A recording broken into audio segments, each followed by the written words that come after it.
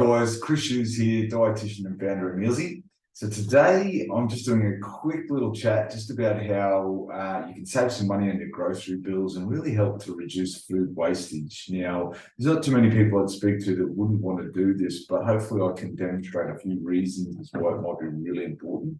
At MEALZEE, we donate a percentage of our earnings to OzHarvest. They're an amazing organisation who basically help to reduce food wastage, and they divert some of that food that would have otherwise gone to landfill to people in need. So they're delivering good home-cooked meals to people who may not be able to access it as readily. So why do you want to reduce it? Well, firstly, let's get my buff head out of the way. So basically, and these are all stats I've got from OzHarvest, but there's enough food in the world for everyone. So we produce enough. The problem is that, you know, in the countries where we've got plenty of food, we waste it. And then there's plenty of countries around the world, about a third of the population, who don't have enough. And that's a real problem. So, you know, it's just the disparity of how it's actually distributed. And we can do something about that by just reducing our own food wastage. Now, also, if food wastage was a country, it would be the third biggest emitter of global emissions, and that's behind the US and China. So that just demonstrates how much food we're wasting. It produces methane, which is like 28 times more potent than carbon dioxide. So it's a big problem in terms of climate change. So, you know, another reason we get help. Now, a third of all food produced is lost and wasted, and it costs the economy, the global economy, about $940 billion a year. Imagine what we could do with that sort of money to those countries in particular that may need it. Now, in terms of Aussies, last year, our food prices increased by nearly 10%. It was about 9.2 or 9.4%. And so that's inflation's going up. And so, you know, if all of the previous examples weren't enough for you, the fact that, you know, this is going to save you money because food prices are continuing to increase should hopefully, you know, motivate you to make some change.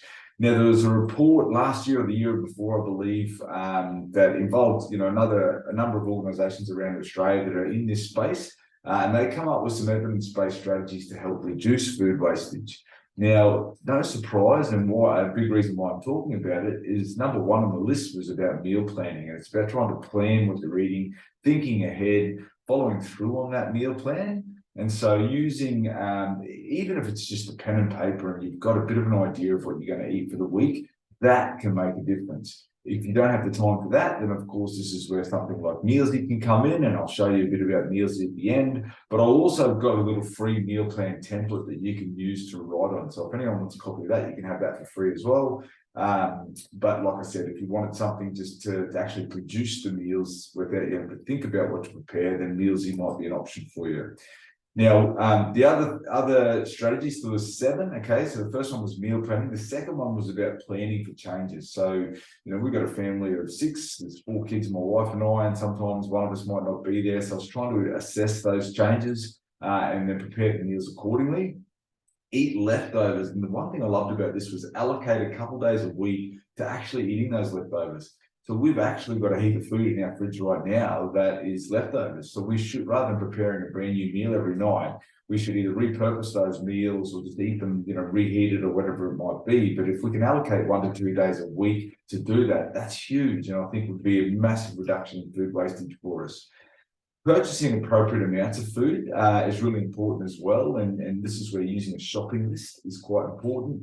In MEALZEE, we created an editable shopping list, and this was actually a recommendation by one of our users, and I'll show you that one in a moment. But basically, you can edit the shopping list before downloading it, because the shopping list is produced from the meal plan, but you might already have some of those items, or you may not need the quantity that's there, so you can edit that before you actually download it, and then go and use that to do your shopping. And then avoiding the impulse buys, and that's what a shopping list is so good for. Number 5 was eat the oldest. Number 5 was eat the oldest items first. Label a section in the fridge, freezer, or pantry as an eat me first. And I really like this. You've got an area where, you know, you store the things that are leftovers, or you know that you need to get through. Sort of making sure that you focus on that and that you're not just leaving there for weeks and weeks. Which, let's face it, we've all done. Appropriate storage in the fridge and freezer. So, make sure you read the packets of the items that you've got, and then store them appropriately for, however long it might say. You might grab a pen, write on the packet the date that you put it on and how many weeks it could be there for. And the last one, which is good from a dietitian perspective as well, is encourage small servings. So just offer small servings, create enough food. If someone's hungry, they can come back for a second serving. Or if that's not eaten, that's what goes into leftovers, and could, then feed people on those 1 or 2 nights a week where there's leftovers. The other thing I like about that is in our family, we've got people that like different meals. Like this is their favorite, the next night's the other kid's favorite. And the thing with leftovers is that person might get to eat their favorite meal a couple of times a week. And you're trying to keep everyone happy with that, because they might all then get their favorite meal for another night of the week. So I really like that idea. Now, this is the free weekly meal planner. This is just a PDF, so if anyone wants it, just message us on Facebook or on Instagram, or you can email me at hello@mealzee.com, and I'll just put you the copy of this. It's pretty handy. So this is what we used to do, okay, before we had MEALZEE. You actually write out what you planned to eat for the week. Now, you may not execute it perfectly, but a plan is better than no plan at all. So it's a good little document. There are a million of them out there. You can just download, but here's one that you can have if you want that. And then now I'm going to quickly show you a bit about MEALZEE itself. So just bear with me. And this is how easy meal planning can now be. All right, hopefully that is showing you. Okay, so this is MEALZEE. This is just a personal use login. So we also have logins for health and fitness professionals and dietitians, but this is a personal use login. You come in, you create your goal by putting your details in. You can use ready-made meal plans that we've got in our marketplace. So we've got lots and lots of meal plans there you can come and choose from and just use them if they're suited to you. Or you can create your own after you build out your goals. Now, to do that, basically, you can select how many serves you want at each of these meals. So like I said, I've got 6 in the family, so I would put a 6 down the side. You can change the serves for breakfast, etc. You can then select meal tags. So are they vegetarian, are they vegan, or do you just want simple recipes? Nutrition tags, so someone gluten-free, or do you need high fiber recipes, low FODMAP, dairy-free if you've got allergies, and you can also exclude ingredients. So if you've got children that just will not eat certain food, put those ingredients in there, and the recipes produced will exclude them. And then you can just download your meal plan. Now the shopping list, this is the editable shopping list I was talking about. So like I said, you might already have blueberries in the cupboard or the fridge. You can just delete that one. Or for example, you've got almonds and you might need more, so you can edit the amount that you might need.